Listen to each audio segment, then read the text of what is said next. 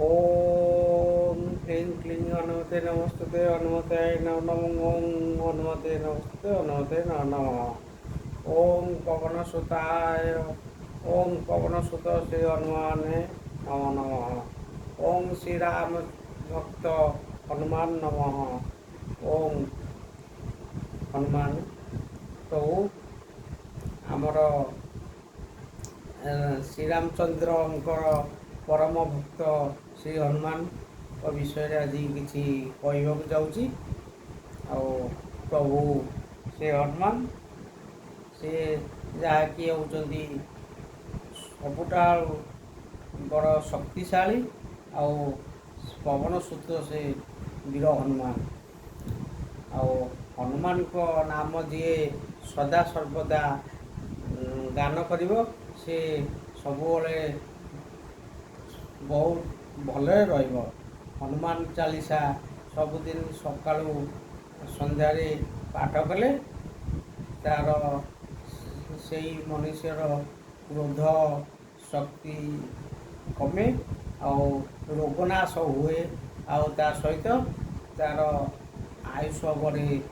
ता सहित हनुमान चालीसा पाठ कले भय दूर हुए ता सहित शनि 7.5 प्रभाव कम पड़ता है। ता सहित हनुमान चालीसा पाठ कले सबकि बाधा विघ्न मुक्ति पाए। हनुमान जी की होउचंती श्री रामचंद्र परम भक्त आउ सबुठारु बलशाली हनुमान होउचंती प्रकृत में बहुत शक्तिशाली। आमर हनुमान चालीसा जाकि श्री गुरु चरण सरोज रज निज मन मुकुरु सुधारी बरनेउ रघुबर विमल जसु जोदायक फलचारी बुद्धिहीन तनु जानिके सुमिरो पवन कुमार बल बुद्धि विद्या देह मोई हरऊ किलो स्वीकार। जय हनुमान ज्ञान गुण सागर जय कपिशति लोक उजागर रामदूत अतुलित बलधामा अंजलि पुत्र पवन सुतनामा महावीर जवनाम सुनाय नाशे रोग हर सब पीरा जपत निरंतर हनुमंत वीरा। यही सब हनुमान चालीसा पाठ कले सबुदिन पाठ करंतु एवं हनुमान को नाम गान करंतु। हनुमान को स्मरण करिकी सब कार्य कले सब कार्य सिद्धि हम। वीर हनुमान तांको हनुमान को सब स्मरण कले तांकर एते करुणा एते ये मिल जे कह न जाए। से हनुमान को कथा कहूँ शुणु। सबु देवता को शनि दशा पड़े किंतु हनुमान को शनि दशा पड़ेनि कहीं थे शनिदेव कहले मु सबु देवता को ऊपर शनि दशा पकई पारि शनि दशा भी पकड़े एमती कि महादेव को भी छाड़िले। तापरे सबु देवता को शनि दशा पड़ सारा पर शनिदेव कहले मु हनुमान को ऊपर शनि दशा पकईबी। हनुमान को पाखु गले कहले मु आज हनुमान को मुंडे शनि दशा पकईबी गले कला हनुमान बही। शनिदेव कहले शनिदेव को देखी हनुमान पचारे शनिदेव कुआड़े आसिले प्रभु ना मो आसी तुम देह शनि दशा प्रवेश करने कि ना ठीक अच्छे केमती प्रवेश कर मो भगवान श्री रामचंद्र मो पाखे अच्छा मो देह कौन किसी प्रवेश कर हाँ मु प्रवेश करी भितर चलला विभाग विद्याग जुक्ति तर्क चलला।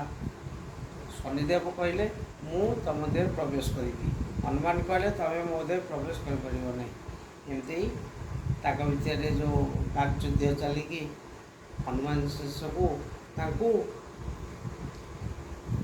ଧରିକି ବୁଲେଇ ଏମିତି ଫୋପାଡ଼ି ଦେଲେ ଧରିକି ଯେ ସିଏ ଏମିତିକି ପର୍ବତ ଉପରେ ଯାଇକି ପୁଣି ତଳକୁ ପଡ଼ିବା ପାଇଁକି ଇଏ କଲେ। ଲାଷ୍ଟକୁ ଶନିଦେବ ସେଠୁ କହିଲେ, ପ୍ରଭୁ ମୁଁ ପାରିବିନି, ମୁଁ ସମସ୍ତଙ୍କ ମୁଣ୍ଡରେ ଚଢ଼େଇ ପାରିବି, ଶନି ଦଶା ପଡ଼ିପାରିବ, କିନ୍ତୁ ଆପଣଙ୍କ ଦେହରେ ଶନି ଦଶା ପଡ଼ିପାରିବନି। ଏତିକି କହିକି ଶନିଦେବ ସେଠୁ ପଳେଇଗଲେ। ଶନିଦେବ ସମସ୍ତ ମୁଣ୍ଡରେ ଇଏ କରନ୍ତି, ଶନି ଦଶା ପକାନ୍ତି, କିନ୍ତୁ ହନୁମାନ ବୁଝନ୍ତି। କାହିଁକିନା ହନୁମାନ ହେଉଛନ୍ତି ସର୍ବଶକ୍ତିମାନ। ତେଣୁକରି ଆଉ ଗୋଟେ କଥା ବି, ହନୁମାନ ଯେତେ ଛୋଟ ହୋଇଥିଲେ ତାଙ୍କର ମା ତାଙ୍କୁ ବସେଇ ଦେଇକି ଯାଇଛନ୍ତି, ଆଉ ସେଇଠି କ'ଣ କାମ କରୁଛନ୍ତି, ଇଏ କରୁଛନ୍ତି। ହନୁମାନ କହିଲେ, ମୋତେ ଭୋକ କଲେଣି, ମୁଁ କ'ଣ ଖାଇବି? ଦେଖିଲେ କିଛି କେଉଁଠି ପାଇଲେନି। ଅନେଇ ଦେଲାକୁ ଗୋଟେ ନାଲିଆ ଫଳଟେ ଦେଖାହେଲା ଆକାଶରେ। ଏ ନାଲିଆ ଫଳ କ'ଣ? ମୁଁ ଆକୁ ଖାଇବି। ଆଉ ଦେଖିଲା ସେ ନାଲିଆ ଫଳ ଆଉ କିଏ ନୁହନ୍ତି, ସୂର୍ଯ୍ୟଦେବ। ଇଏ ଗଲେ, ହନୁମାନ ଗଲେ ସୂର୍ଯ୍ୟଦେବଙ୍କୁ ଖାଇବା ପାଇଁ କହିଲେ। ସୂର୍ଯ୍ୟଦେବଙ୍କ ପାଖକୁ ଗଲେ, ଗଲାବେଳକୁ ସେ ନାଲି ଫଳଟାକୁ ପାଟି ପକାଇ ବୋଲି ବସିଲେ। ଯଦି ସୂର୍ଯ୍ୟଦେବ ଦେବତାଙ୍କୁ ଦେଇଦେବେ, ସବୁ ତ ଅନର୍ଥ ହେଇଯିବ, ପୃଥିବୀ ଧ୍ୱଂସ ହେଇଯିବ, ସର୍ବନାଶ ହେଇଯିବ। ତେଣୁକରି ସବୁ ଦେବାଦେବୀ କ'ଣ କଲେ ନା କହିଲେ, ପ୍ରଭୁ ହନୁମାନଜୀ ଯଦି ସୂର୍ଯ୍ୟଦେବଟାକୁ ଦେଇଦେବେ ତାହେଲେ ସବୁ ସର୍ବନାଶ ହେଇଯିବ। ତେଣୁକରି ସବୁ ଦେବାଦେବୀ କ'ଣ କଲେ ନା କାହାକୁ ଗୁହାରି କଲେ ନା ଇନ୍ଦ୍ରଦେବକୁ ଗୁହାରି କଲେ।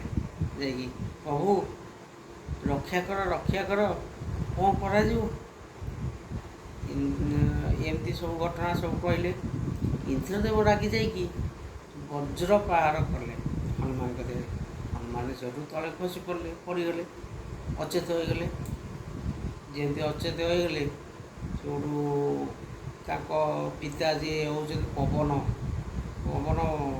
ଦେବତା, ସିଏ କ'ଣ କଲେ, ପବନ ବହିବାଟା ବନ୍ଦ କରିଦେଲେ। ପବନ ବହିବା ବନ୍ଦ କରିଦେଲାକୁ ବି ସଂସାର ଥୟ, ସବୁ ଦେବାଦେବୀ ତ୍ରାହି ହେଲେ। କ'ଣ? ପବନ ଦେବତା ପାଖକୁ ଯାଇ ପଚାରିଲେ, ତୁମେ କାହିଁକି ପବନ ବନ୍ଦ କରୁଛ? ନା ତୁମେ ମୋ ପୁଅକୁ କାହିଁକି କଲ? ମୋ ପୁଅକୁ ସେଥିରୁ ମୁକ୍ତ କର, ମୁଁ କ'ଣ କହିବି? ପବନ ନ ବହିଲେ ବି ସମସ୍ତେ ନିଶ୍ୱାସ ପ୍ରଶ୍ୱାସ ନେଇପାରିଲେ ନାହିଁ, ହଇରାଣ ହେଲେ। ତେଣୁକରି ସମସ୍ତେ ସବୁଠୁ ହନୁମାନଙ୍କୁ ବରଦାନ ଦେଲେ ଯେ ଇଏ ଦୀର୍ଘାୟୁ ହେବାକୁ ବରଦାନ ଦେଲେ, ବଜ୍ର ହେବାକୁ ବରଦାନ ଦେଲେ। ଇଏ ଅନେକ ସବୁ ଦେବାଦେବୀ ତାଙ୍କୁ ସବୁ ପ୍ରକାର ବରଦାନ ଦେଲେ, ଯାହାଦ୍ୱାରା କି ହନୁମାନ ଉଠିଲେ ଆଉ ସେ ସର୍ବଶକ୍ତିମାନ ହେଇକି ରହିଲେ। ହନୁମାନଙ୍କ ବହୁତ,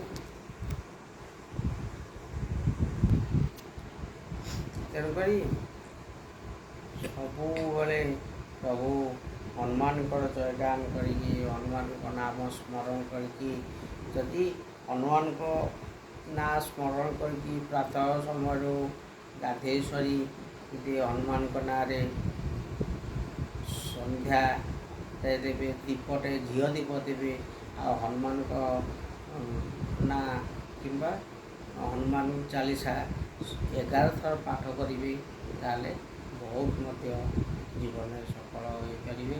ସବୁକିଛି ମନସ୍କାମନା ପୂର୍ଣ୍ଣ ହେବ। ସକାଳେ କରନ୍ତୁ କିମ୍ବା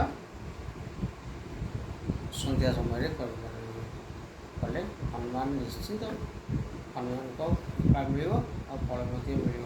ହନୁମାନଙ୍କ ନାଁ ଧରି ସବୁବେଳେ ଆଗେଇ ଚାଲନ୍ତୁ, ଦେଖିବେ ଜୀବନଟା ବହୁତ ସୁଖମୟ ହେବ। ସବୁ ବାଧା ବିଘ୍ନରୁ ମୁକ୍ତି ପାଇପାରିବେ, ଆଉ ରୋଗ ଦୂର ମଧ୍ୟ ହେବ।